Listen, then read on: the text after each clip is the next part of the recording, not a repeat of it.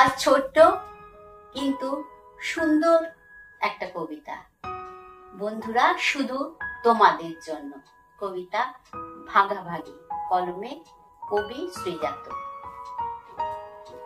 রোদের মধ্যে শিমলা মির্চ, ঠান্ডা সবুজ ঝাল, আমার কাছে আজ রয়েছে, তোমার কাছে কাল। ছাদের মধ্যে মাদুর পাতা, চক রুপলি দাগ, রেডিও থাক আমার, তোমার জোছনা বিভাগ। হাতের মধ্যে নকশা বাড়ি, চারদিকে তার জল, শহর থাকুক আমার কাছে, তোমার মফস্বল। দোষের মধ্যে ঝগড়া ঝাঁটি, কথার খেলাপ ভুল, দ্বীপের কাছে নৌকো ডুবি, ক্লিপের কাছে চুল। আমার মধ্যে এত কিছু, তোমার মধ্যে কি? তোমার মধ্যে একলা আমি হাঁটতে শিখেছি। এই শেষের দুটি লাইন ভাগাভাগি কবিতার ফাটাফাটি, যার জন্য বন্ধুরা তোমাদের শোনাতে ভীষণ ইচ্ছা হলো।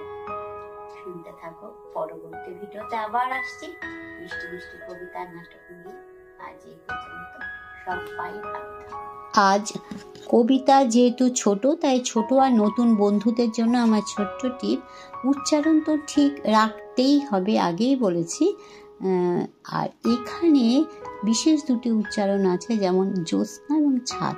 জ্যোৎস্না খণ্ডতার উচ্চারণ অবশ্যই করতে হবে, কিন্তু এখানে কবিতার খাতিরে কবি যেমন বলেছেন বা লিখেছেন সেরকম জ্যোৎস্না কথাটা অন্যরকম উচ্চারণ আছে, কিন্তু স্বাভাবিকভাবে জ্যোৎস্না এটাই বলতে হবে।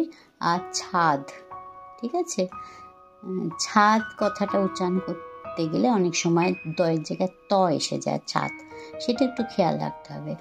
আর যেটা খেয়াল করতে হবে সেটা হলো কবিতায় কখনো সুর আসবে না, ঠিক আছে।